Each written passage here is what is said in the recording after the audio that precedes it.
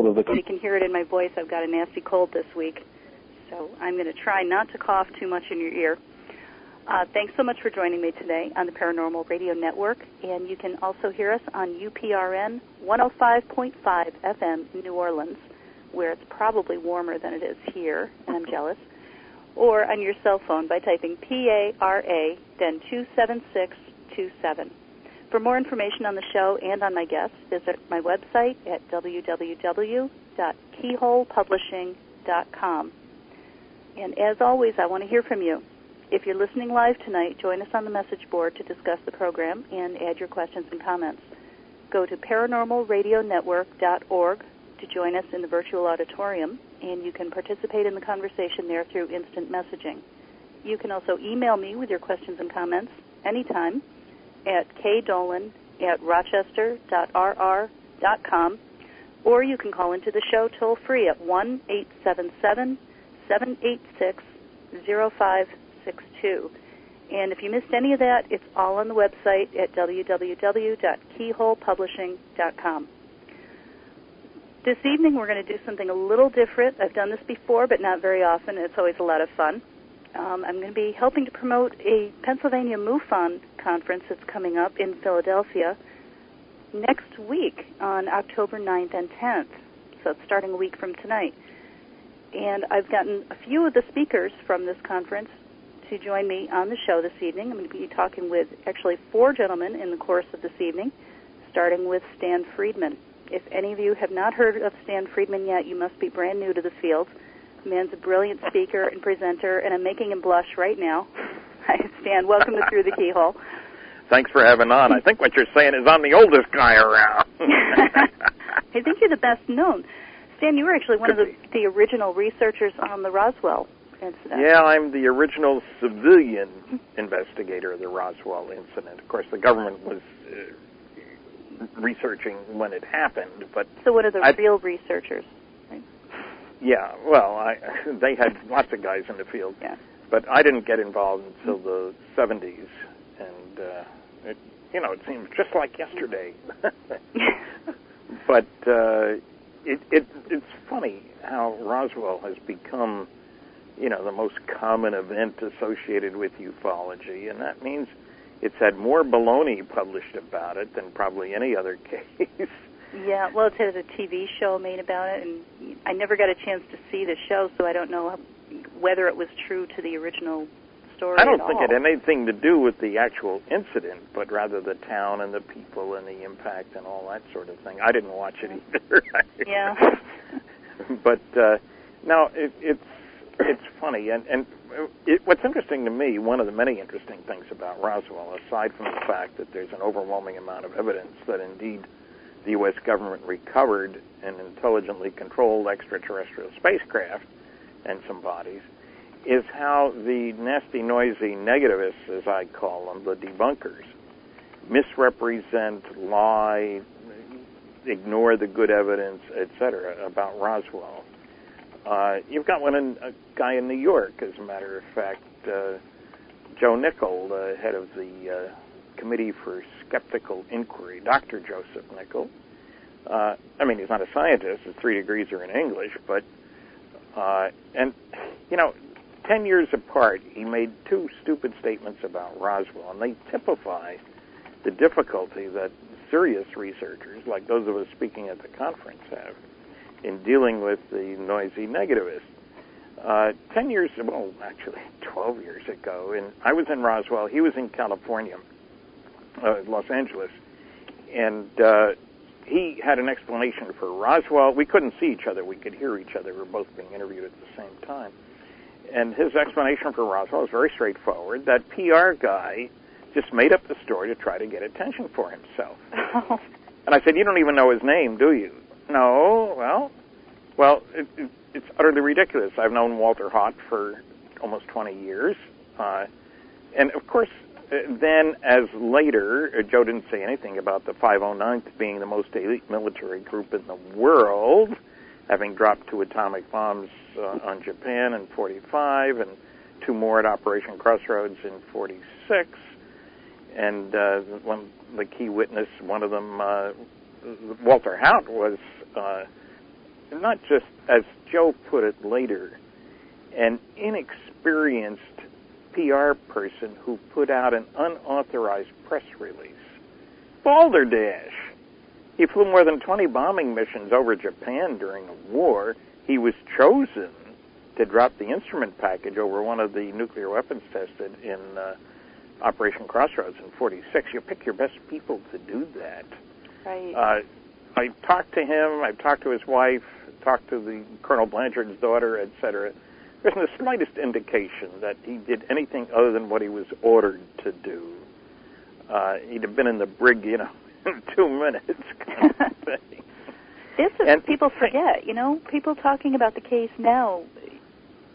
I mean, most of us are not in the military, and we don't know, first of all, what the security regulations and things are like. What are the consequences, really, for someone coming out and just talking about something they're not supposed to? Couldn't do it. I mean, it was crazy. hand-picked officers, hand-picked men, high-level security clearances. And at that time, it was less likely that people would be willing to do that. Well, you risk a great deal. I mean, it just makes no sense at all. And on top of that, I mean, I've heard people say, well, Blanchard got sent to Siberia for having that press release put out. He went on to be a 4-star general. He was vice chief of staff of the Air Force when he died of a massive heart attack in Washington at the Pentagon. That's 5 more promotions, four more promotions after Roswell. They've had to be approved by Congress, as a matter of fact, because they're general officers. So, and Joe, incidentally, also claimed that in a radio show, what's that show? Coast to Coast, I think they call it, late at night. I think I heard of that once. Yeah, Joe was on once saying that the problem is that those UFO nuts don't tell you the primary data. If they'd only look at the facts, the press release, the press story said clearly that it was just a bundle of sticks and rubber and balsa wood and stuff like that. That's what it said in the paper, and they make a big deal about it. Well, he was talking about the paper of July 9th. The actual story came out on the 8th. It was carried across the country from Chicago West. But nobody would know that there were 2 different stories here, that the rancher had been brought back into town and fed another story.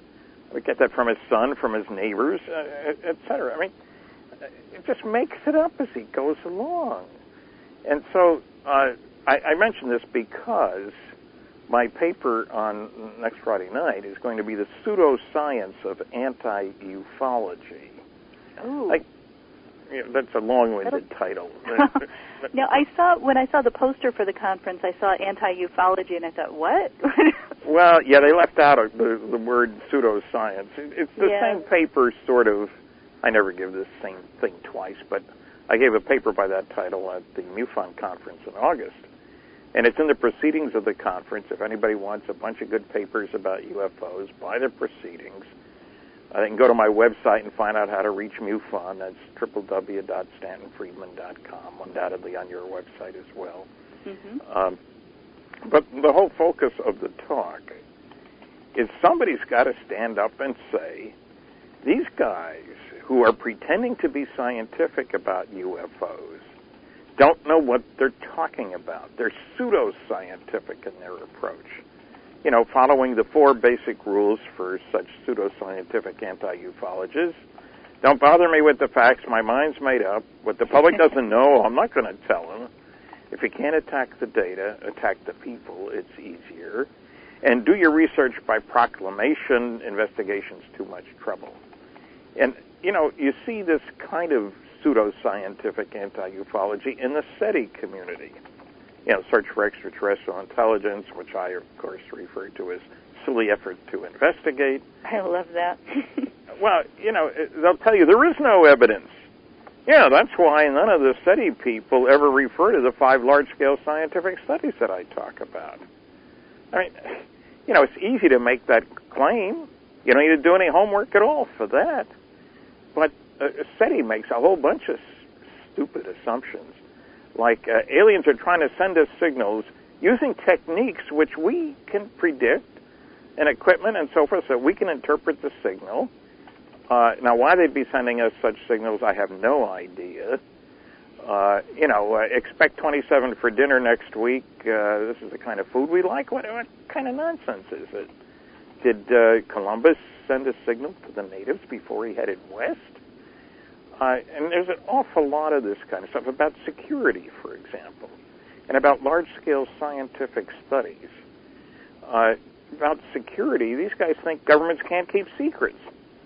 Seth Shostak on Coast to Coast, on Larry King, used FEMA as an example of the government's inability to keep secrets, with the Katrina hurricane. Hey, well, in Flying Saucers in Science, they have a whole chapter about large-scale scientific studies, research and development studies, which were kept secret for decades. We're talking billions of dollars. And he talks about FEMA? Yeah. What kind of nonsense? Well, there's always plenty of information on both sides. I mean, yeah, there are things that get out, but they do manage to keep quite a lot secret. Well, look at the stealth fighter program. $10 billion in 10 years in secret. Lockheed, not some university, I might add. Right. $10 billion is a lot of money. They can keep a few secrets. Yeah, quite a few. Oh, my gosh. The NRO admitted a couple of years back that they'd had a program going for several years with Boeing to change the architecture, the layout of spy satellites. The NRO is the big guy on the block.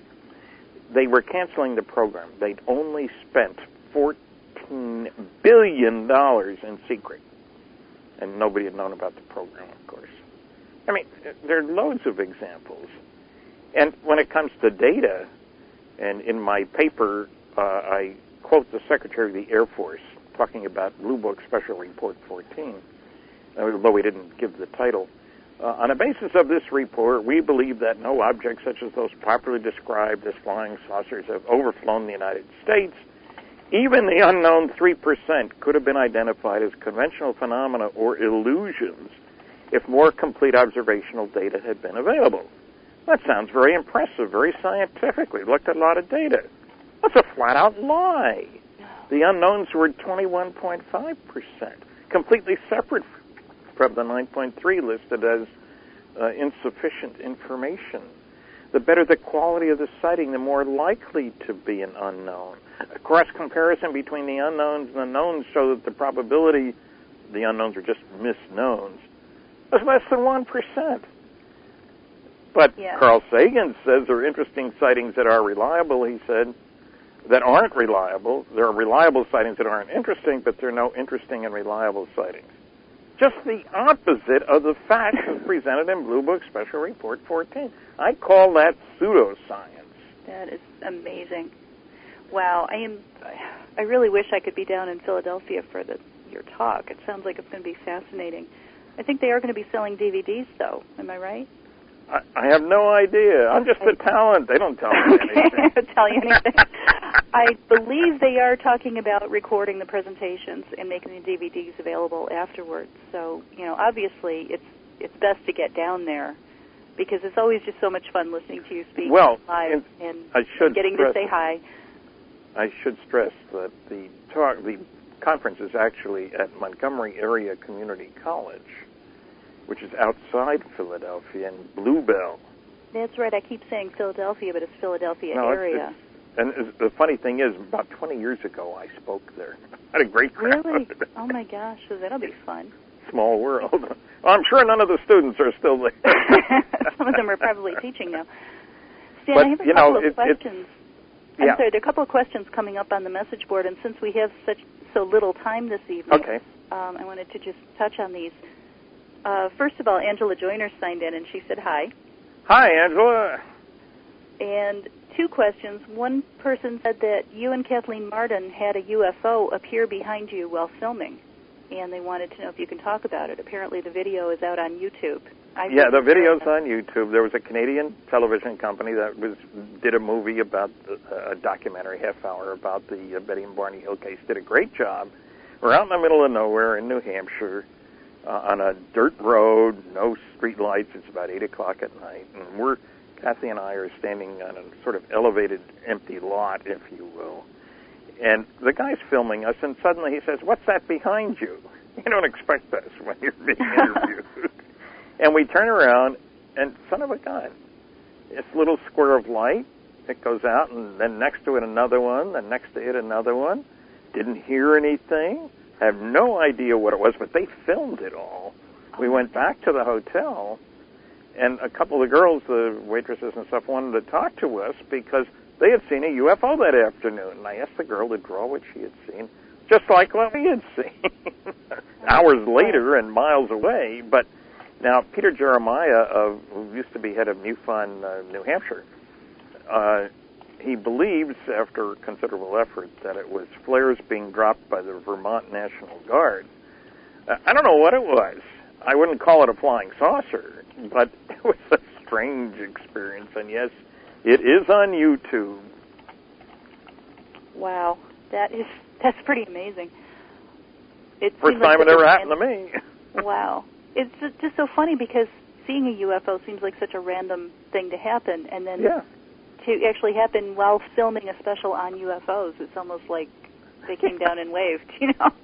Yeah, it was weird. My gosh. Okay, well, another question from another listener is, if you were just starting out in the field now, what case would you be most interested in investigating? And the idea that maybe the Roswell case has been kind of played out or investigated out. Well, there are plenty of... MUFON last month, September, received 750 or so sighting reports. So there's plenty going on.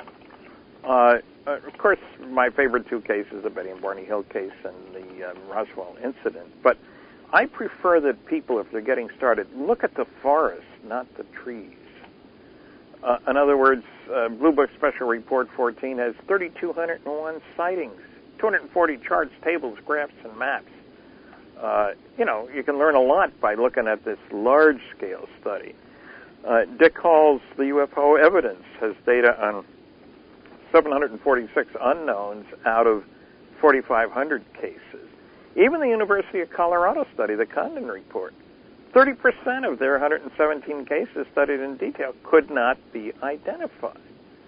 So I would look at the collections first, and then I'd try to find, the best paper I know with good cases is Dr. James E. McDonald's Congressional Testimony of 1969. It's listed on my website as a separate paper. 41 separate cases. Jim was the best investigator ever as far as I'm concerned. And this included multiple witness radar visual sightings, sightings over big cities, sightings by astronomers, sightings by meteorologists, sightings by pilots. I like the NARCAP data. Thousands of pilot sightings. And Ted Phillips landing trace cases. The thing is, we're not talking about 1 or 2 or 10. Ted has collected almost 4,000 from 90 countries. NARCAP has a few thousand cases of pilot sightings. So rather than it being an exceptional event, you mean a pilot saw a UFO? There are loads of them out there. You mean a saucer was seen near the ground? Well, 4,000, frankly, after you read your first 100, it's dull. The same thing keeps happening all over the world. So it's the big picture things that anybody getting started, find out about those before you start looking at an individual case. There's plenty of data there. That's true. It always feels like I appreciate researchers who choose one case or one field and really specialize, and they dig deep, and they pull out all this great information. But then at some point, someone's got to look at what all these different people have been pulling out and sort of put it in context. Yeah, that's what's needed, a little context. It goes a long way. Yeah. Somebody once said that. I don't know who. There's one other question. A listener wants to know what your thoughts are on crop circles. Crop circles have got me puzzled. They're in my gray basket. That's where I put things that I'm not sure one way or another. I mean, I stood in one in California that Ruben Uriarty of MUFON had taken me to. There are no cases that I know of, no good cases, where there's a direct observation of a saucer connected with a crop circle. There are some where there are lights moving around a field. But I don't have an explanation. Some of them are so elaborate and so sophisticated. I mean, I think some alien or maybe some of our own intelligence agency are having a contest who can make the most complex design, the fastest. And to say that Doug and Dave made them all, the guys in the bar in England, is pretty darn silly, because there are crop circles in North America, too, and boy, did those guys move fast. Yeah. I'm sure they did make some. I prefer physical. Well, that's why I prefer physical trace cases. In those cases, you see the saucer, and you got a reason to blame what's seen on the ground on the saucer that was there. Right. There's a question actually from Angela Joyner on this same topic. Have you looked at Nancy Talbot's work, and what's your opinion of it? I've looked at some of it, and I've met with Nancy, and I'm impressed that she's found some, I was going to say physiological, that's the wrong term, but agricultural impacts on the plants, the nodes of the plants, the stuff that's in the circles and not in the circles. I think we need much more of that to try to get some sense of what's going on. And we could also use more experimental effort to try to duplicate, with a microwave generator of some kind, or some way to check out, expose plants to, say, microwaves, and see what happens. Maybe laser light. I don't know what's going on. So they're intriguing, but I don't know what to make of their connection with flying saucers. Yeah, it does. It seems like some people are very sure that they're connected, but it all seems to be based on the fact that a few people claim to have seen UFOs in the area where crop circles appear. They might just be coming to check them out, same as we do. Well, yeah, one guy has suggested they're the aliens talking to each other via the crop circle. Yeah. Rich and I belong to a local UFO meetup group here in Rochester, and we've talked about the crop circles a couple of times, and there's one gentleman in our group who is very sophisticated with AV tech stuff. In fact, he's the one who, when we have guests like yourself call in, he's the one who hooks up the phone lines and runs it through the computer so we can all talk to our guests. Yeah.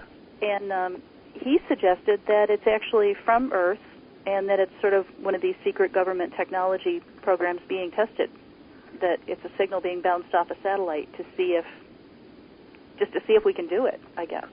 Well, I leave room for that because I don't have those links that rule out an Earthling origin. Exactly. I mean, I would love to think that it's something more interesting than that, but I don't know. I don't have enough information to say. Gray basket, convenient place. Exactly. So much of this. And so it's exactly right what you were saying earlier, that we've collected a lot of information in a lot of different areas. We need to be looking at all of it now and kind of put it all in context and see where the pieces fit together. It's time for more PhD theses. There have been 10 or so, which are listed in my book, Top Secret Magic. But there's plenty of room more, but of course most professors won't touch the subject with a 10-foot pole. Yeah, well, it's not exactly the fast track to a promotion or anything. I guess not. Ask Dave Jacobs. He'll tell you. Yeah. Well, Stan, we actually have blown right through a half hour. Okay. Yeah, I'd love to do a whole 2 hours with you sometime. I just love talking with you.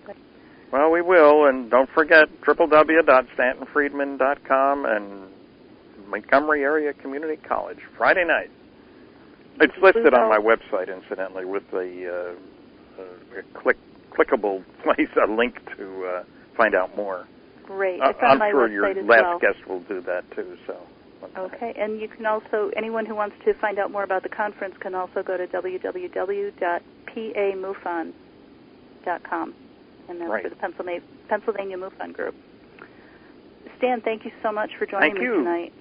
Good night. Good night. We're promoting the Pennsylvania MUFON Conference. It's going to be held in the Philadelphia area next weekend, October 9th and 10th, and a few of the presenters from that conference have agreed to join me this evening. That means we do several short interviews this evening instead of one 2-hour one. Sometimes this is a lot of fun. Sometimes I'm going a little crazy. Poor Joe is doing a wonderful job running around switching guests out for me. So thank you, Joe. Really appreciate it. And my next guest for this second half hour is Tom Carey, co-author of Witness to Roswell and the Roswell Dig Diaries. And Tom, thanks so much for coming on to Through the Keyhole tonight. Oh, it's entirely my pleasure, Karen. Great, thank you.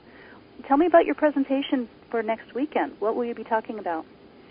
Well, as we speak, I'm still putting it together, but I think what I'm going to talk about is the direction that this is a 62-year-old case, and I'm going to talk about some of our recent findings and the direction that we see the investigation going.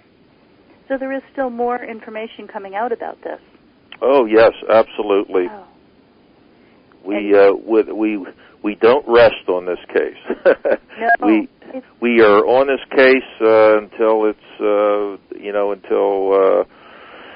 either solved unambiguously by us, or the government comes clean, which we don't think they will, or everybody passes away, including us. Mm. It's interesting, a couple people on the message board were just saying we're not hearing a lot of new information about Roswell these days. So I'm really glad to hear you say that there's something new still being found. Oh, yes. That's done purpose, consciously. We could spend a lot of time writing articles, and articles take time, but what we do is we are investigating daily, and we accumulate our information for our next book. Maybe that's a little bit selfish, but that's the way we operate. We the data that we do get, we save, and we include it in our next book. Well, I think personally that putting your research findings together in a book makes the most sense, because you're not just dribbling out a fact here and a fact here and a fact here and leaving your audience to put everything in context. Right, and also, if your audience knows everything up front, what's the point of buying the book if they've already read it? Right.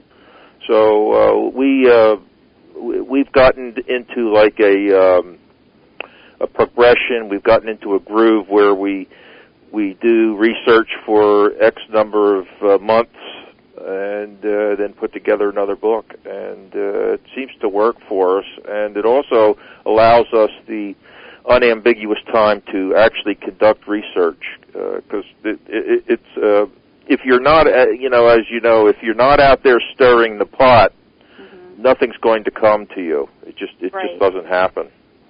That's right, and the unfortunate thing is that things like the mortgage or rent payments still come due. Absolutely. Well, I've been hearing a lot just lately. People are talking about being very down on people who do these research projects and then write their books and sell them. And people sometimes imply that, people write UFO books just to make money. And, I can tell you, my husband's an author, and so I see this. Then you can't retire on the money that you get from books. Absolutely, but if you're lucky, you can pay the bills for a few months, so you get to take some time and do some more research. Yes, all we are looking to do, Karen, is to offset some of our expense. That's all we're looking to do. We're not looking to retire on this, and anybody who thinks you can, or anybody who thinks you're making a lot of money on this is just misinformed. Mm-hmm. That's the one real pet peeve of mine, is when people discount things that appear in UFO books, for example, and saying, oh, well, people just write that just to make money. They just said that to sell books. Then they are misinformed. You guys work really hard to do this research and to find this information and get it out, and then you put it in context, and you organize it and present it in a coherent way in a book, because that's how. And what's wrong with that? Exactly. Everybody. I mean, you want to point fingers at some people that write books. Some of these entertainers and these they have a few gossipy things, and they write a book, and they are strictly looking to make money. Here, Don Schmidt and I have worked a combined 40 years on the Roswell case. 40 years on the Roswell case alone. And we have worked hard on it. And we have a best-selling book, Witness to Roswell. And we wrote that book. We've written Dig Diaries, and we've written the sequel to Witness to Roswell. The main purpose for our writing the book is to get the information out. That's the main purpose of writing the book. The money that you make off of it is not, it's and you know this, it's not even worth talking about. I mean, as far as filling up your bank account, it just doesn't happen. Right. It just doesn't happen. Right. I always feel like, if an author spends months, and sometimes people spend years doing research, paying money out of their own pocket for travel expenses and hotels, going and visiting people, tracking down witnesses, looking at the physical evidence, having things sent away and tested. This all comes out of researchers' pockets. I don't think people realize that either. Right. It comes from your own memorial bank account. That's exactly. where it comes. That's where it comes from. Right. And I know at one point we had a gentleman whose name you would recognize. He offered to help us out, and he did for a short period of time, but he fell on hard times too. And Karen, in this business, nothing is for certain. Oh, absolutely. Nothing is for certain, whether it be a witness who's going to be the knockout blow or someone who's going to do something for you. Until it happens, you just can't count on anything. Yeah. And I'm not complaining because we've accepted this. This is the way it is. But Don Schmidt and I are committed. Who can explain? Some people like crop circles. Some people like trace cases. Don Schmidt and I, we love the Roswell case. I can't explain it. It's the case, for us. And your husband Richard, I'm sure what he focuses on is what he's most interested in, and that's what makes it go. And there's so much out there that needs to be investigated. Everyone really can just dive into the thing that appeals most to them. Right. If there's good work to be done everywhere. Absolutely, and thank God there are people interested in different things. I have to confess, lights in the sky don't interest me anymore. Mm-hmm. That's the problem after anyone has been in the field for any length of time. We get bored with just lights in the sky. Yes. And some of them are interesting. Oh, it made a right turn. Well, isn't that nice?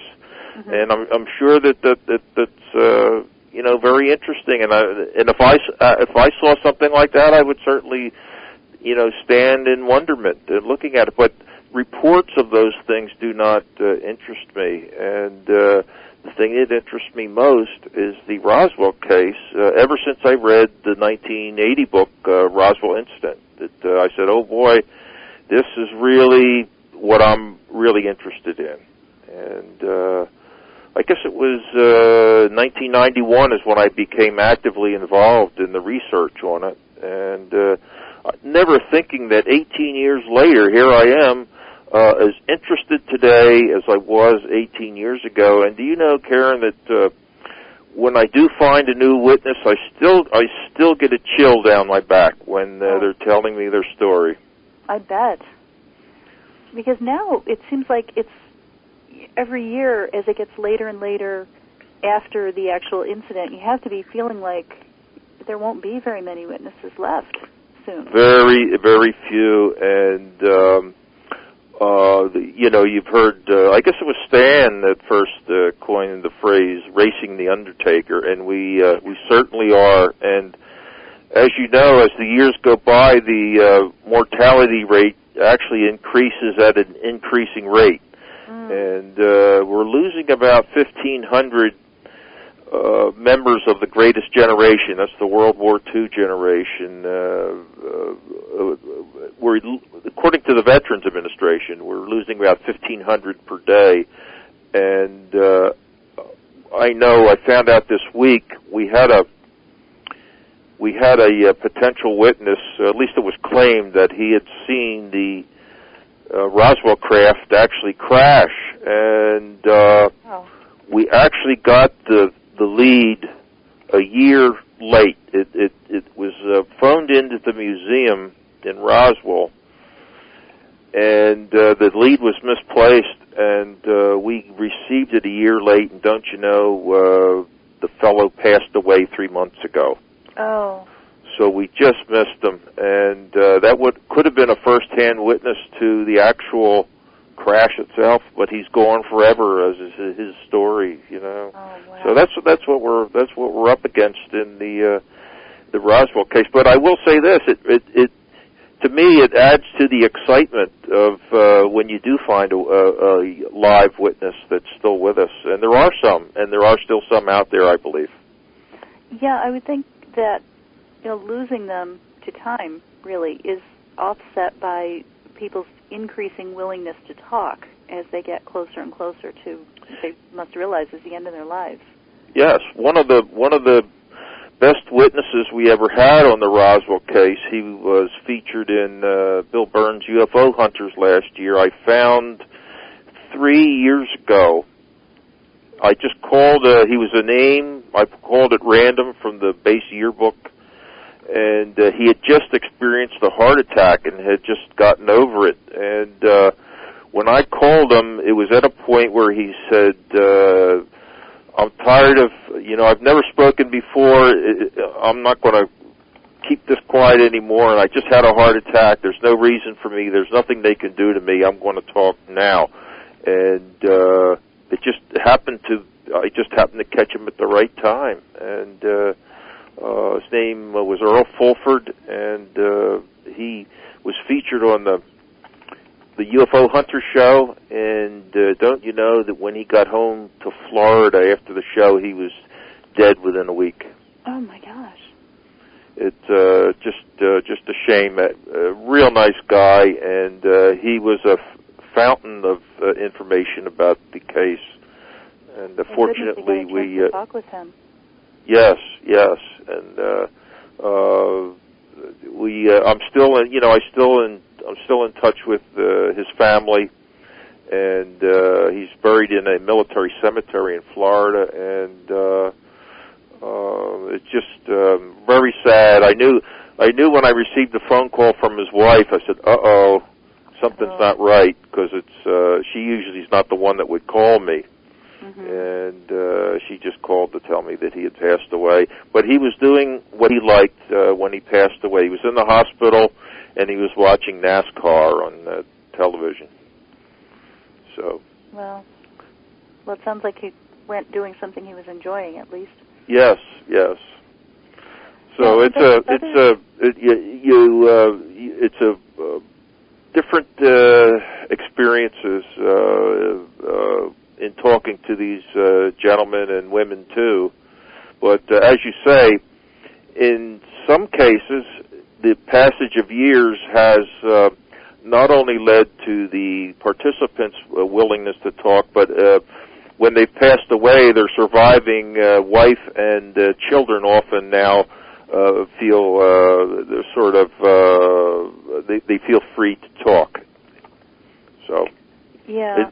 It can be a benefit. I was ask about the other gentleman that when you got the lead too late and weren't able to reach him before he had passed away, did you find out whether he had ever spoken to anyone in his family? He was living in a nursing home, and so it was just the attendants around there, and they're the ones that phoned in the lead, but I talked to the one of the attendants, and she just had the rudimentary. Oh yeah, he often talked about seeing the UFO crash, but it was clear that she was not interested in the story because she didn't have any details other than that. So we got no details from her. Wow, I find that really interesting. That it sounds like a hospital or nursing home attendant actually took what he said seriously enough, and then knew how to try to get in touch with you. Well, it's too bad they didn't make it, but yeah, she did the right. Roswell Museum. I mean, that's a she did the right thing, but as I said, the lead became misplaced, and we got it a year late, and we had just missed them by a few months. So, I mean, I had one case where I called a gentleman. Again, this was from the yearbook, and his son answered, and I could tell he was not pleased with me, which happens sometimes. But I was asking about his father, who was in the 509th Bomb Group at Roswell, and he said, well, just for your information, we just got back from the funeral. We just buried him. Oh. So there was a case where I called on the same day that the gentleman was buried. So, yeah, that's so hard too when you call and reach a family member and you don't have any way of knowing how this witness's family feels about the whole thing. Well, here's a little secret that I'll let you in on and your listeners, is that even though I've been making these calls now for 18 years, I still have to sort of prepare myself to say, okay, today I'm going to make the calls. I have to psych myself up because it's still difficult. I find it difficult to call people up cold turkey about a 62-year-old UFO event, because I don't know what sort of reaction I'm going to get, whether they'll slam the phone down in my ear. Very few cases, Earl Fulford being one of them, they're glad to hear from me. Most of them, they just say, no, I don't know anything. I don't remember. Oh, he passed away 20 years ago. No, he never told me anything. But even then, I still have to psych myself up to make the calls. And it's for me, it's I guess some people would find it easy. I don't know, but for me, it's still daunting to some degree to call these people up cold turkey about a 62-year-old UFO case. Yeah. Well, I'm sure some people who are very negative about this whole thing might be feeling like, why would you want to say things like that about my father? Or, you know, and we don't think of it as a bad thing. I don't think he's crazy. I want to know what he saw. Right.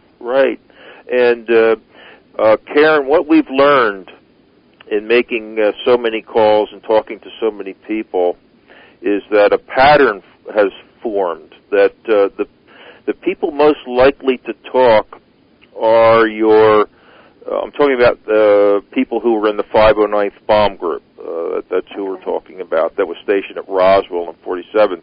The people most likely to talk are your low enlisted ranks, your lower enlisted ranks, privates, corporals, and low-ranking non-commissioned officers who did not make the Air Force or Army a career. The ones who made it a career are most likely not to talk because they're living most likely on a government pension, and even though you assure them that nothing of an untoward nature has ever happened to anybody that's ever spoken about this, they just feel that, well, I don't want to take a chance on having my pension messed up, so they just say, well, I'm not going to talk, or they claim they don't remember. So those are the patterns. Also, the officers, by and large, will not talk. It's the enlisted men, yeah. Well, yeah, it makes sense. The ones with less to lose are willing to come out and talk. Tom, I've gotten a couple of messages or a couple of questions on the message board, and we only have a couple of minutes left here before the end of the half hour. This has been so fascinating listening to you. It's just flying right by. But one person wanted to know what you think of the Walter Haut affidavit. And also, Angela Joyner is on. She said hello, and she wanted to know which Roswell witness you find the most compelling. Oh, wow. As far as the Walter Haut sealed statement, absolutely, it's a bombshell. Walter Haut, I've known, he passed away in December of 2005. I knew him for about almost 15 years before that.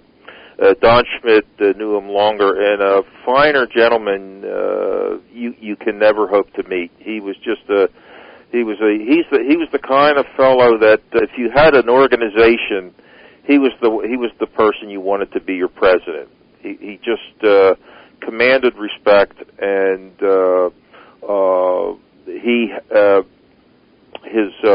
we always suspected that he knew more than he let on, and he certainly did. And he never spoke. He never gave details while he was living, because he had promised Butch Blanchard, the commanding officer, that he would never speak about it. And but he spoke in a sealed statement after he was gone, and it's absolutely positively 100% accurate, because he signed it, and he would not sign anything that he did not agree with. What was the other part? The other question was, of the many Roswell witnesses, and you've spoken with many, many people, we're wondering, which do you find to be the most compelling witness? Well, I spoke to Earl Fulford the longest, for about 3 or 4 years, and a fine gentleman he was. He told me his involvement, and I absolutely positively believe him. He comes immediately to mind. I couldn't name just one. It would be a number of them are compelling, and Edwin Easley was compelling in that, and I never spoke to him, but Kevin Randall did back in the early 90s, when all Easley would say. Now, Easley was the provost marshal at Roswell at the time of the incident. He was the chief of police, so to speak. He's the one that organized the security details and the cordoning off of the crash sites and what have you. And to every question that Kevin asked him over the phone when he finally found them was, Easley would always say, "I'm sworn to secrecy, I can't answer your question." And that was the answer to every question. But so Randall finally asked him out of desperation. He said, "Do you think we're going down the right path in our investigation?" And Easley says, "What do you mean?" He says, "Well, the UFO path, where we're investigating this and we're going down a path which to us looks like it was a UFO." And Easley said, and you can hear him on the audio tape, he says, "Well, let me put it this way: you're not going down the wrong path." So to me, that was just a profound statement. Yeah. Wow. That's so interesting when people feel like they have to talk that way. Absolutely.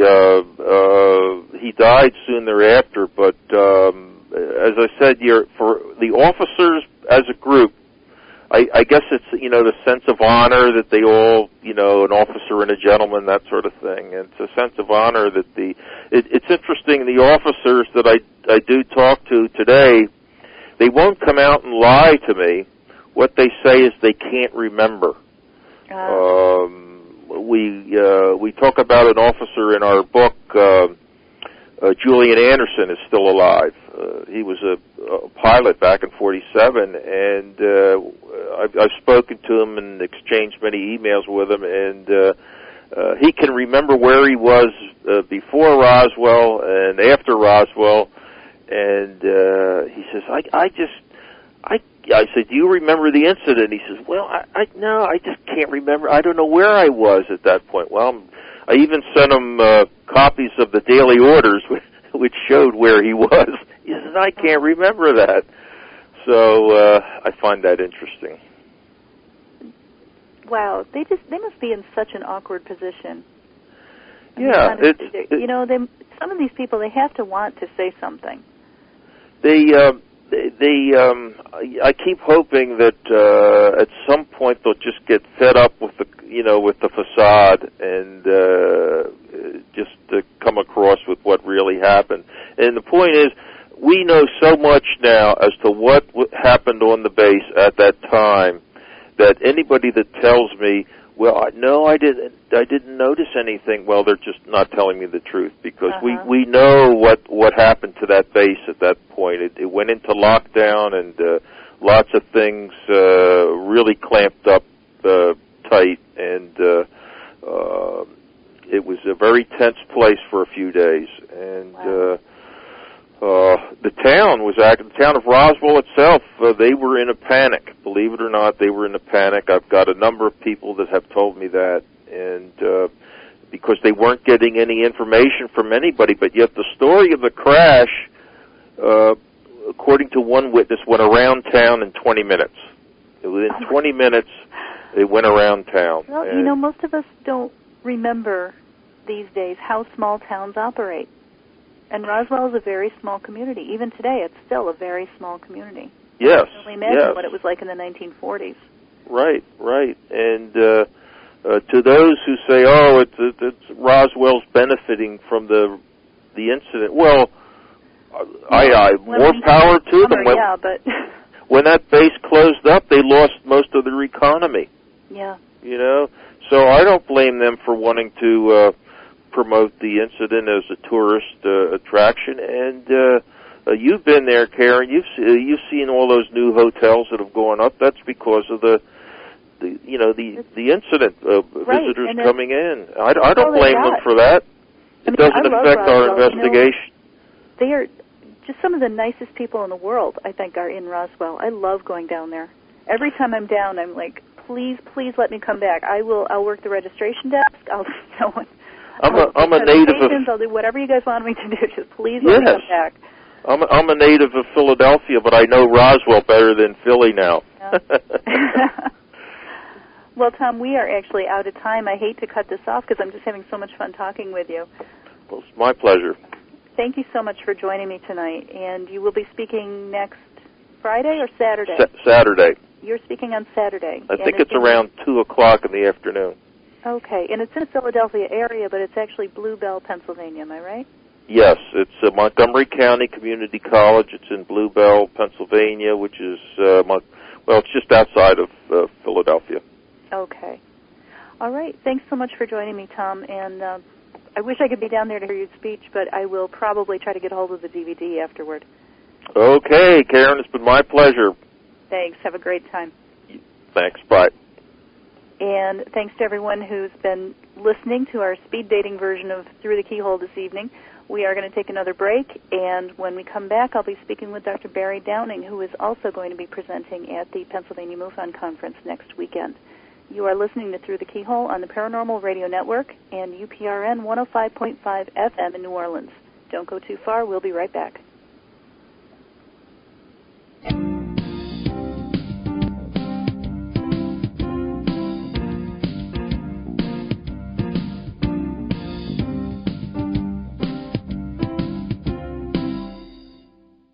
Hi, everyone. We're back, and you're listening to Through the Keyhole on the Paranormal Radio Network and on UPRN 105.5 FM in New Orleans. I'm your host, Karen Dolan, and I want to welcome you all to the second hour of Through the Keyhole. My guest this evening for this half hour is Dr. Barry Downing. Dr. Barry is going to be speaking next week at the Pennsylvania MUFON Conference in the Philadelphia area. It's actually in Blue Bell, Pennsylvania. And so far this evening, if you're just joining now, I have scheduled 4 of the speakers from that conference to come and talk with me. And so in the first hour, Stan Freedman joined us, and then Tom Carey was able to come just recently. And now I've got Dr. Barry Downing, and John Buncher will be joining us for the last half hour. So it's very strange for me because I'm used to doing a 2-hour interview with one person the entire time, so I'm a little discombobulated right now. I'm not used to hopping around like this, but it's a lot of fun. And I have so been looking forward to talking with you, Barry, because I don't know that much about your topic, and I think it's fascinating. You're going to be speaking about UFOs in the Bible? That's correct. Great. Can you tell us a little bit about that? Okay, there are going to be 2 parts to my presentation. I have a basic slide presentation that kind of introduces the theme, and I've given that in other places. That probably won't take more than 10 or 15 minutes. Then I have a paper that I've written entitled basically dealing with the Exodus situation as a theme. The title is Making Sport of the Powers. And there's a passage in the book of Genesis where God explains what he's doing and sending all the plagues on Pharaoh and the Egyptians. And he says, I'm going to make sport of Pharaoh.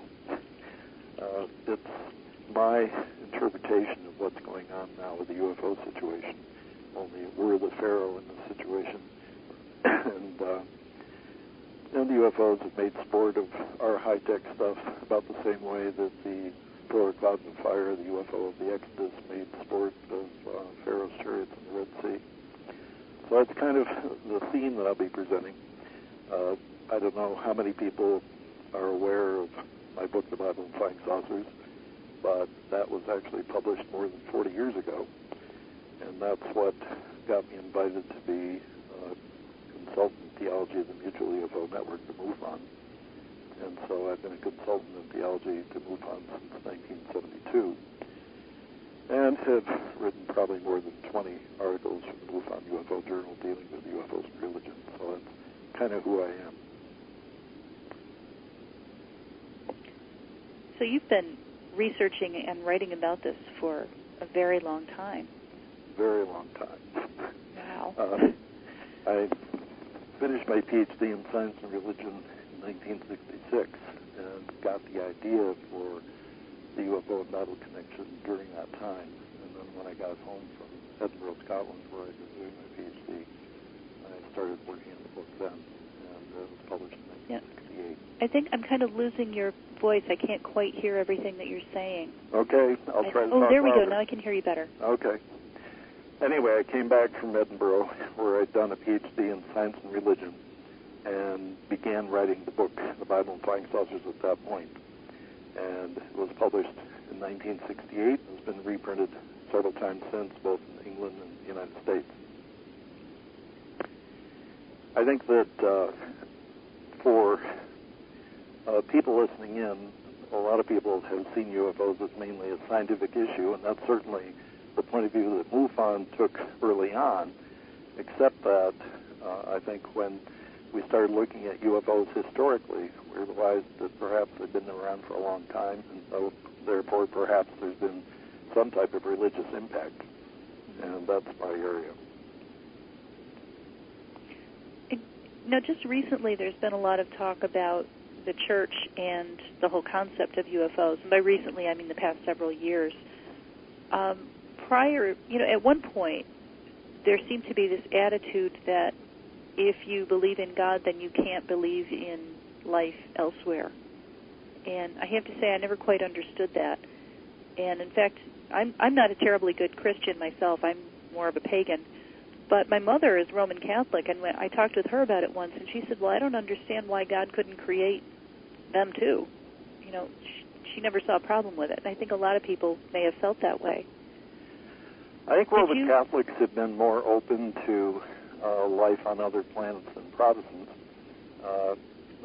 Corrado Balducci was a specialist in theology who lived in Italy.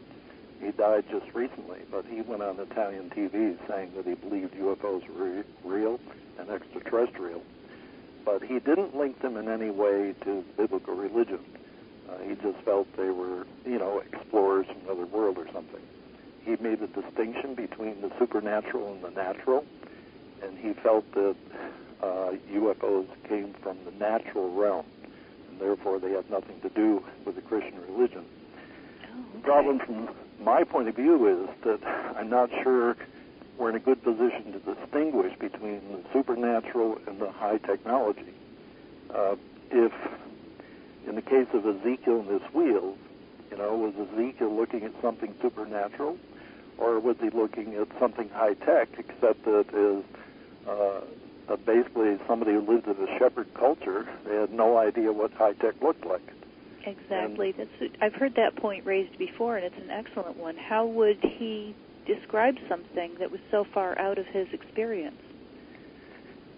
And the other issue is that the way modern UFOs behave, they're seem to be so far advanced from our own technology that the question can also be asked the other way. If you were to meet a supernatural reality, would it look like advanced technology, or would you recognize it as supernatural? Right. So we're in a sticky situation in trying to evaluate the evidence. Exactly, and the whole point is that it's so far beyond our perception that we don't know how to classify it, and we also are not able to because it's so far beyond what we're familiar with. sort of a catch-22 we're in. I think the culture is beginning to catch on that UFOs and religion can change the way we think about the relation between science and religion. The movie Knowing that starred with Nicolas Cage, if you haven't seen that, have you seen it? I haven't seen the movie yet, no. I've heard good things about it. All right. Let me just summarize some of the issues that are in it. First of all, Nicolas Cage is an atheist instructor at MIT. He's a widowed father of a son. His father is a pastor, but he's alienated from his father probably because of his own atheism. So you've got this science and religion thing set out right at the beginning, and it's an interesting model of our culture that, maybe 100 years ago, believing in God was almost taken for granted, and now we live in a time where lots of books are being published by atheists like Richard Dawkins, who wrote The God Delusion. So we've got a very, very strong anti-God sentiment now coming out of the scientific community, and Nicolas Cage represents that quite well in the movie. And then, of course, they run into a problem where a young girl gets a vision with a lot of numbers in, which turned out to predict disastrous events coming, and he can't understand how she could do this. And eventually, at the end, you find UFOs are involved, and they're going to take Nicolas Cage's young son, along with a girl his age, off to another planet to start life all over again, because planet Earth is going to be destroyed by some sunspots blowing up or that kind of a thing. But in any case, the themes of whether or not where you live in a world of determinism, where everything is planned, or whether we live in a world of pure chance, is discussed in the classroom at MIT. That kind of sets the tone for wondering whether or not we live in a world of pure chance and a Darwinian world where life just evolved by chance and no planning, or have we been created? Once you put UFOs into the sky, then you have to think about the fact that pure Darwinianism may not work anymore. We may not have just evolved by a long series of accidents here. And maybe there's a reality flying in our skies that created life as we know it. And I think that's an underlying theme that's not spoken directly in the movie, but it's implied, I think. Wow, I'm going to have to go and borrow that movie now. I don't remember, is it a brand new movie, or is it out on DVD now? Or? I saw it on DVD just a few days ago. So okay. It's available on DVD. And it's called Knowing? Knowing, yep. Okay. A couple people in the message room were asking about it. So, okay, Knowing with Nicolas Cage. It sounds fascinating. And it sounds like it raises a lot of really interesting points to think about. One of the key things in my book is that I deal with the parting of the Red Sea, and the Exodus is carried out with a UFO leading it, a UFO called the Pillar of Cloud by day and the Pillar of Fire by night. Oh. And this was basically a cylindrical column type of UFO, which is very commonly seen in our time. They were also seen way back. I think there was a major UFO sighting in Nuremberg, Germany, around 1561 or something like that, and about 200 UFOs were seen on one day in April, and many of the cylindrical type UFOs were in that group. In any case, the UFO led the Jewish people up to the Red Sea and then hovered over it, and I believe used their propulsion system to split the waters apart so the Jewish people could escape. And then, of course, the walls of water collapsed and drowned the Egyptians when they tried to follow through. So that's been a major argument in my book. It actually takes 20 pages in my book to explain all the details as the Bible explains it. But that's part of what I've been doing. Wow. I think the ancient UFO sightings are so fascinating because it's such a common response these days by skeptics to say, oh, well, that's just, secret military aircraft. Well, back then they didn't have anything in the sky, so... Yeah, right. Whatever the nothing that we put there. So whatever the Pillar of Cloud and Fire was, we know the U.S. Air Force didn't build it. Exactly. that was pretty advanced at that time. I mean, right, and the interesting thing for me about the parting the Red Sea is that UFO students are interested in the way in which UFOs impact the environment. People like Ted Phillips have spent their whole lives going around and collecting soil samples and checking on landing traces just to see what UFOs do to the environment. Well, here's a story about a UFO did to the environment. Basically, was able to split the waters of the Red Sea. I'm hearing pillar of salt in my head now. Okay, the pillar of salt comes out of Genesis, and that's the story of Lot and Lot's wife. So that's a book earlier than Exodus. But there are issues of extraterrestrial involvement in the Lot story, too, because she was destroyed while Sodom was being destroyed by some type of firestorm that came down from the sky. Some people find that interesting, too, because the Bible gives credit to God's angels for having done this. So, one of the theological questions we ask now is, are the angels in the Bible the same reality that we're seeing now and we call aliens or UFOs or whatever? That's the part that's scary to many religious people, to make the transition from thinking about the angelic reality being the same reality as we're looking at now. What would that mean if that's true? Oh, boy. There are some other questions coming up here on the message board also, and I can't believe we're running out of time again. I was just saying, I'm used to doing 2 hours with each of my guests, and so having 30 minutes, I feel like we just barely have time to get started on our topic, and we're done. Since we only do have a couple of minutes, I just want to ask you quickly a question from one of our listeners who wants to know what your thoughts are on the part of Genesis where it says the sons of God came down from the heavens and took earth women for their wives. And I know Zechariah Sitchin has written quite a bit about this. What do you think about that? All right, this is Genesis chapter 6, where this is being talked about. First of all, I would say it's a very minor part of the Bible. It's before the flood even, so it's very early. And their scholars are not even agreed that what is referred to there are whether or not they're earthly beings or whether they're heavenly beings. So it's a difficult passage.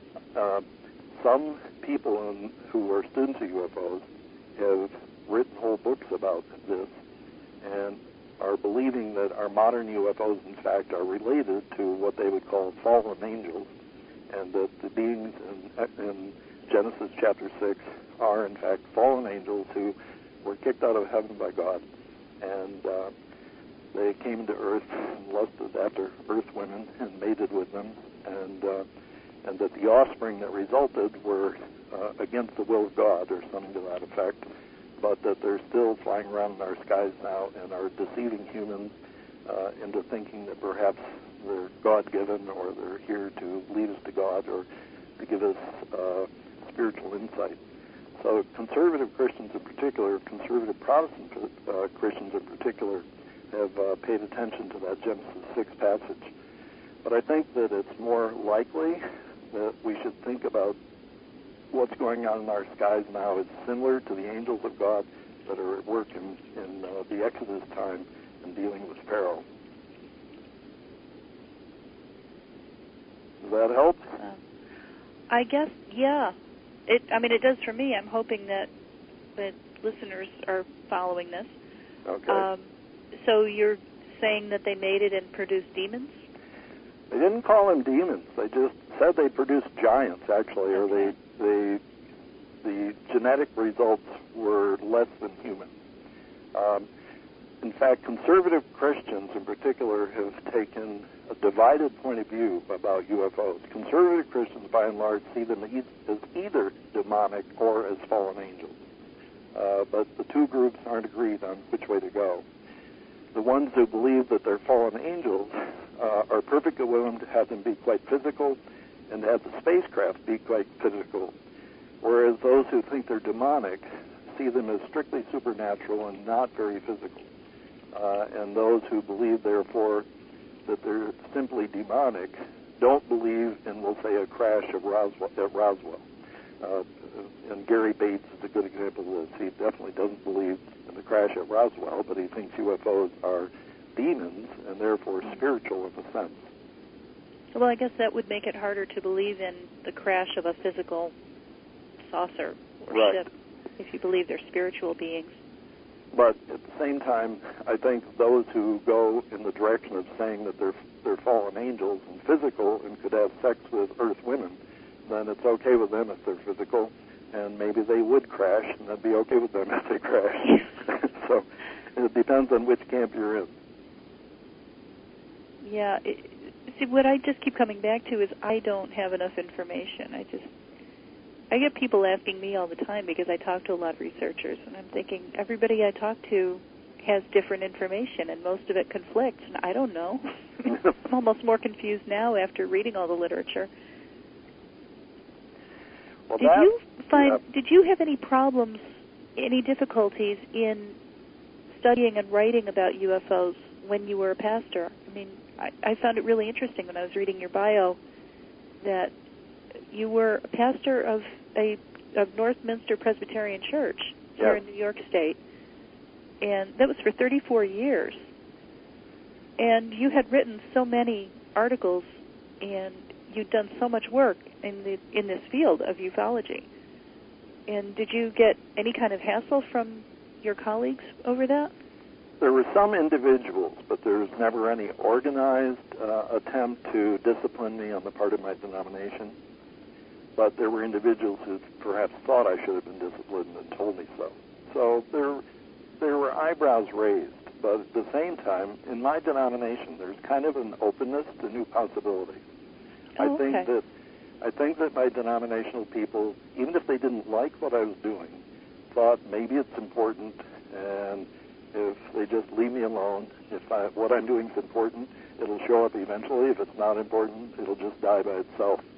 So I think that's kind of the attitude that the denominational leaders had. I was accepted to do the basic work that you have to do in our system. In other words, I served on committees. Sometimes I was head of the committees at the denominational level, that kind of thing. And I guess I was competent enough that whatever my UFO theories were, they were overlooked when it came to doing just the basic work of the church. Wow. Well, that's great. It sounds so awful to say, wow, it's really great that you weren't hassled for doing work that you're interested in and believing something that you believe. But it happens so frequently that people do get a lot of hassle from their colleagues. So I'm really glad to hear that you didn't. And I cannot believe we just ran out of time.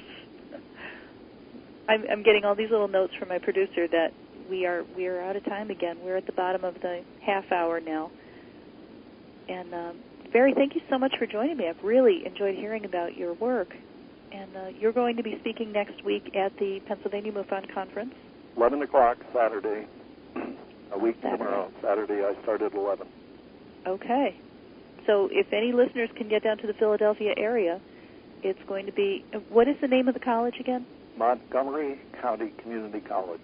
Montgomery County Community College in Blue Bell, Pennsylvania. Yeah, I think it's Science Room 315 or something like that.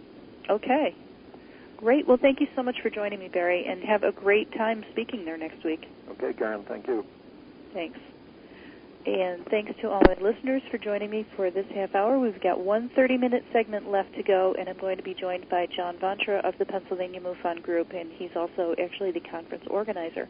We're going to take a quick break right now and get him on the phone, and I will be right back. You're listening to Through the Keyhole on Paranormal Radio Network and UPRN 105.5 FM in New Orleans.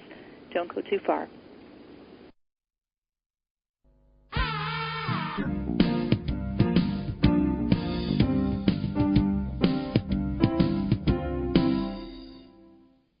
We're back, and you're listening to Through the Keyhole on the Paranormal Radio Network and also on UPRN 105.5 FM in New Orleans. I'm your host, Karen Dolan, and this evening we've been promoting the upcoming Pennsylvania MUFON Conference, which is going to be held in the Philadelphia area next weekend, October 9th and 10th. And I was able to get 4 of the speakers from that conference to come and do interviews with me, which meant that we did sort of a speed dating thing this evening. I always feel like I barely have time to get to know people and hear a little bit about their work, and then, bang, it's time to move on to the next one. It's kind of strange for someone who's used to having a whole 2 hours to talk with a guest. We're starting the final half hour of the show this evening, and my guest right now is John Ventry, who is with the Pennsylvania MUFON Group and is also, I believe, organizing the conference. John, are you there? Yeah. Thanks for having me on, Karen. Great. Thanks so much for joining me. Am I right, John? Are you organizing this conference? Yeah. I put the conference on, and I'm the Pennsylvania and West Virginia State Director for the Mutual UFO Network. Wow. That just sounds like a huge amount of work. Yeah, it is. I actually have to find somebody to take over West Virginia, but they don't get a whole lot of cases down there. They probably get one sighting per month, whereas, in Pennsylvania, we're getting probably averaging close to 40 cases a month. Wow. And it's so funny, when you said that, I thought of all the people I know and maybe have worked with over the years who don't believe that UFOs exist at all. And so to hear you say, oh, they don't get very many cases, maybe like, one a month, I'm thinking that sounds like a lot for people who don't think they exist. Well, usually when somebody says, do they exist, don't they exist, I just refer to what the Air Force said. From 1968 to 1970, the Air Force Academy in Colorado Springs taught a Physics 370 class to their cadets for 3 years. And Chapter 33 says that UFOs do exist, and they've been here for 50,000 years. So that's what the government says. That's what the Air Force says. I'll go by what they say. That's the official story. That's it. But most of us in the UFO research field spend a lot of time not believing the official story that comes out of the government. So that feels funny too. In that case, I'll take their word for it. Okay. Well, it's funny, and this is part of one of the talks that I give at conferences, is I talk about the case for UFOs. And when you go back to the 1940s and 1950s, in my mind, that's when they were telling the truth to a large part, except for saying it was a weather balloon. But, you look at the front page newspaper articles that came out, whether it's the UFOs over D.C. or Roswell. That was the Air Force and the government giving that story to the newspapers. It wasn't that somebody saw it and called it in. But that came from the military to the newspaper, because there's no doubt in my mind that back in the 40s and 50s, our government and the Air Force 100% believed that UFOs were real. It wasn't until you get into the 1960s, now whether, everything changed then, whether it was Watergate, Vietnam, the Cold War, that's when we figured out that you could lie. You don't have to tell the truth. You can have a plausible denial, and you get into that type of mentality. That's when it all changed. But if you go back and look at the 40s and 50s, there is absolutely no doubt the government thought it was real. They had a UFO officer assigned to every base. I would challenge you to... Yeah. Wow, I don't know if I ever heard that before. Yeah, you go back and you'll find reports where they referred the case to the UFO officer. So if the government had a UFO officer at every military base, you got to believe they believed it was real. Well, they could say, well, that was to handle reports of alleged UFOs because, the public would come to us and say, oh, I saw something. And, I would think maybe their official story might be that was just to explain away these things that people thought they were seeing that they weren't really.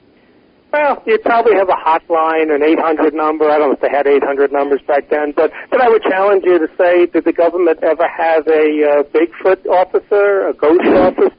Where's the leprechaun and elf officer? There wasn't any. I wonder if Scotland has a Loch Ness one. They could. We'll have to ask Nick Pope. Yeah. Wow. So, John, tell me about your presentation. You're going to be speaking at this conference as well. Yeah, this weekend, what we're doing, we're starting off, our conference in the Philadelphia area with the 2-day conference Friday and Saturday, and you've already spoke to 3 of the speakers. I'm going to talk about 2012. I've always been interested in this 2012 prophecy, And there is a connection there to UFOs. And I wrote a book, I actually finished writing it in '06, so it was 3 years ago. I published it in '07, and it's called 12/21/2012, A Prophecy. So I'm going to talk about the 2012 prophecy and then how it all ties together. And there's a UFO connection there, really, with the Hopi Indians and some of the other cultures. So, wow. I was a little bit stunned by that. That just sounds like a huge amount of information. Yeah. Well, it's a real interesting talk. I gave it for the first time back in February in Baltimore at the Fortean conference, and it was really good talk. I had a number of people come up to me and say, "Wow, that was the best talk we heard so far at the conference." And I wasn't the first speaker, so but I did do it. I try to I pay somebody to do my presentations. The graphics, the animation, the PowerPoint, all of that. So I do a real professional presentation. But real interesting. You see a lot of things coming together right now as far as 2012 goes. A lot of the prophecies, whether it's global warming, just all the disasters, the economy. It just seems like everything is starting to come together right now, for 2012, which, won't be a good thing. Yeah, I know it does seem like different aspects of life are sort of crashing one after another. So from your research, you feel that ties in with the 2012? Yeah, well, there's a number of, prophecies. Like, for example, they said there'd be 7 years of bounty before everything started to turn sour. And, if you look at, take September 11th, right? Mm-hmm. So let's say that was the low point. You had 7 years, takes you to September of 2008, and the economy started to crash right after that. And over that 7 years, stocks rose, housing doubled and tripled in some areas. So you could almost apply that to those 7 years of bounty before, the start of the end of days. There's just so much of that stuff. You even go back to the Mayans. They made their calendar, and they started with the date of 12/21/2012, and they worked backwards because they didn't want to be off. They had to be exact that it ended at 12/21/2012. So how did they know to arrive at that date? See, that's the question. Yeah, that's the question. Where did they get that date from?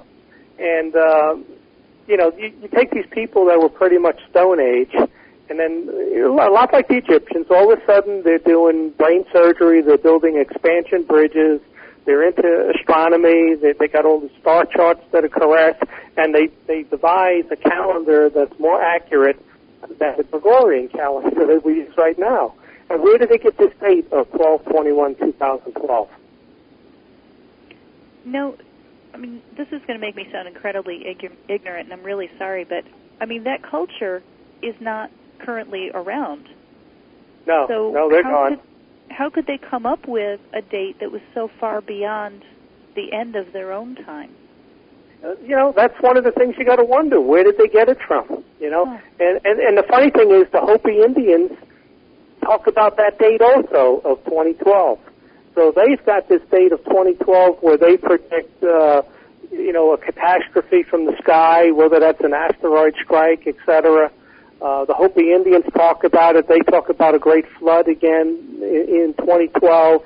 None of them say it's the end of the world. It's almost I actually, in my book, tie Revelations together with 2012 because there's so much in Revelations that really goes hand in hand with the Mayan prophecies. But the Bible never did put a date on Revelations. There wasn't. They never said 2012. But just so much of that is starting to tie together. So, darn it, I had a really good question just now, and it just got away. But the Hopi prophecy that you were talking about, is that the Blue Star prophecy? Well, the Hopis talk about a flying shield, very similar to what the Romans used to talk about, a flying shield in the sky. And, that's where I say that there's this UFO connection with the Hopis. And they do a kachina dance where they dress up, and even their paintings looks like a person in a spacesuit with wearing a helmet.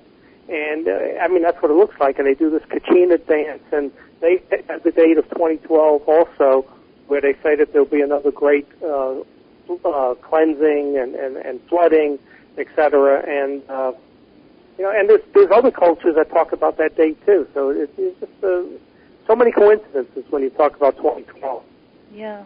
So based on your research, it sounds like your opinion is that we are looking at an end of the world type of thing, perhaps a physical cataclysm, whereas a lot of people are saying, well, it'll be a change of consciousness, things will change, but we'll actually continue. But the way you're talking about it sounds like you really are believing that everything's going to crash, really, around yeah, I don't think it's going to be the end of the world. I think it'll be a change. And like you said, a lot of the New Age people do believe it's the next step of our evolution. And I talk about that, too, in my book and in my talk, that, we only use 3% of our DNA. It's hard to believe the other 97% is junk.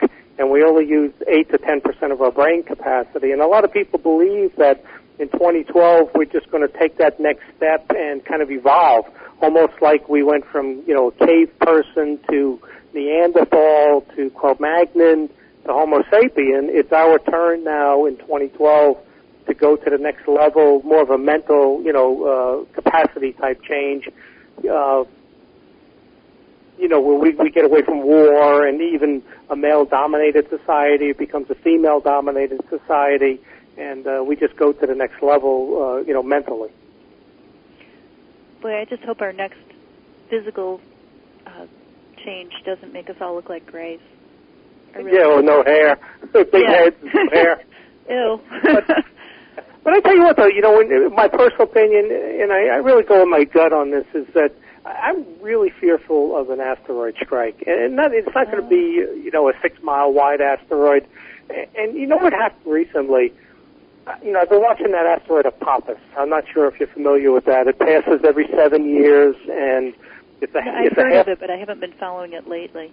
This is interesting. It passes by every 7 years. It's a half-mile wide asteroid. Actually, they said it's about the size of Mount Everest. And every 7 years it gets closer to the Earth.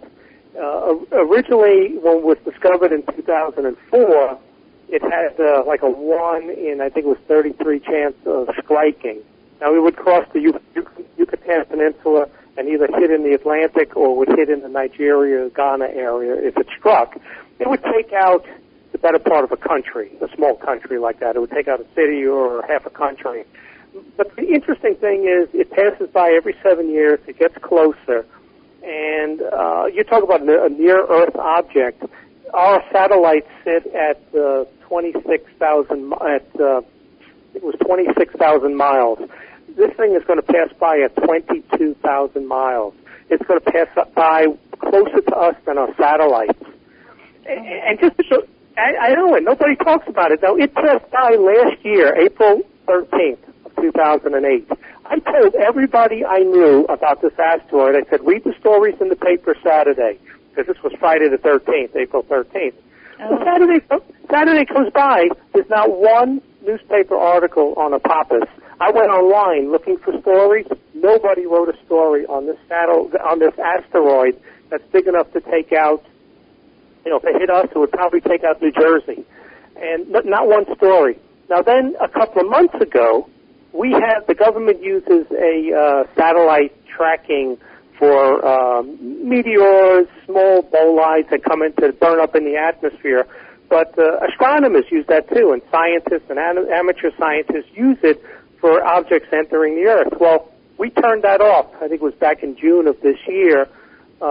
We said that, those satellites are used to track nuclear explosions, out of Iran and Iraq and North Korea, et cetera, and we didn't want anybody to figure out where the satellites were, so we turned it off. So now we don't even have a mechanism to track anything coming in. The government does, but, private astronomers don't.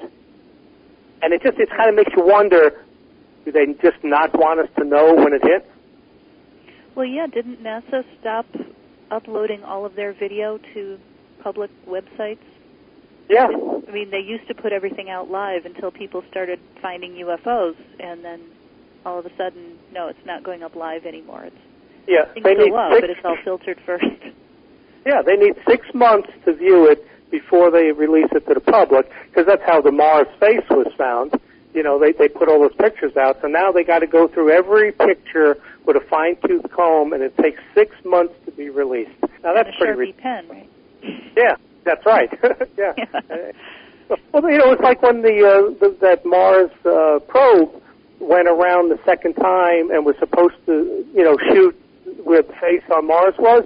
Well, NASA turned the cameras off when it went over that area, claiming that it was a glitch and it wasn't able to refilm that area.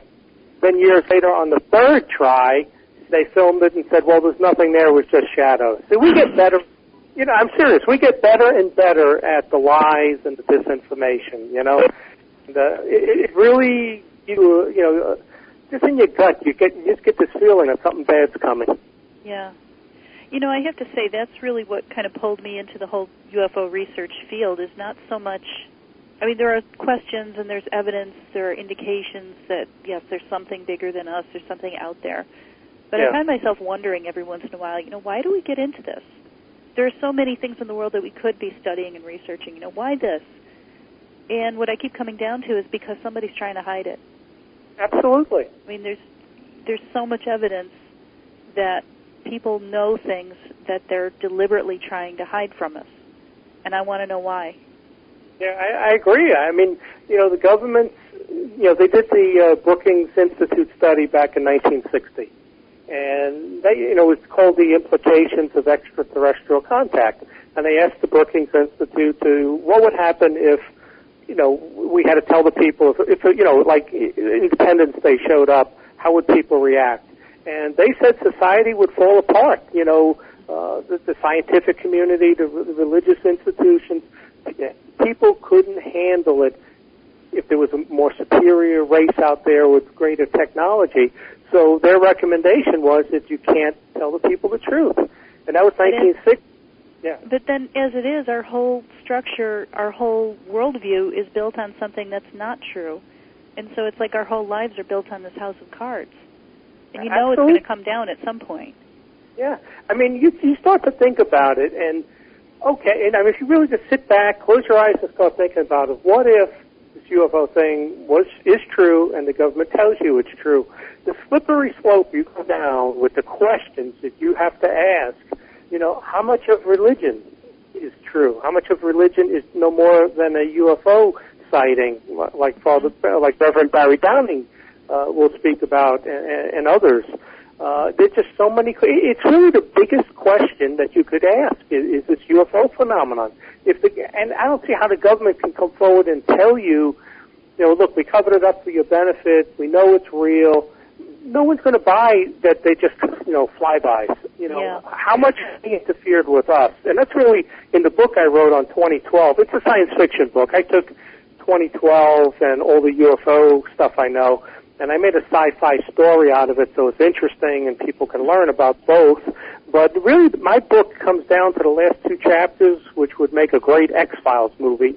And it really comes down to evolution, creation, or intelligent design, meaning we were genetically, changed.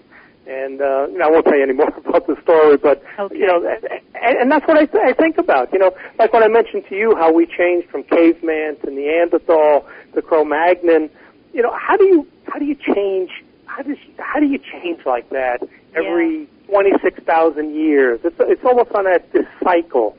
It just, to me, evolution doesn't make sense. Maybe a little bit it does, certain animals, it just doesn't, evolution doesn't add up to me. Yeah. John, I would love to talk with you more about this, but we actually have blown right through our 30 minutes. Okay. Let me add one last thing. The following weekend in Pittsburgh, there's a conference also on the 17th from 10 to 6. We have Bill Burns, Dr. David Jacobs, Father Barry Downing, and myself and a few others speaking also. So it's going to be 2 weekends in a row. Right, and next weekend on Through the Keyhole, I have gotten Stan Gordon and Patty Wilson, who are both speaking at that conference. They're going to be coming on the show and talking about that.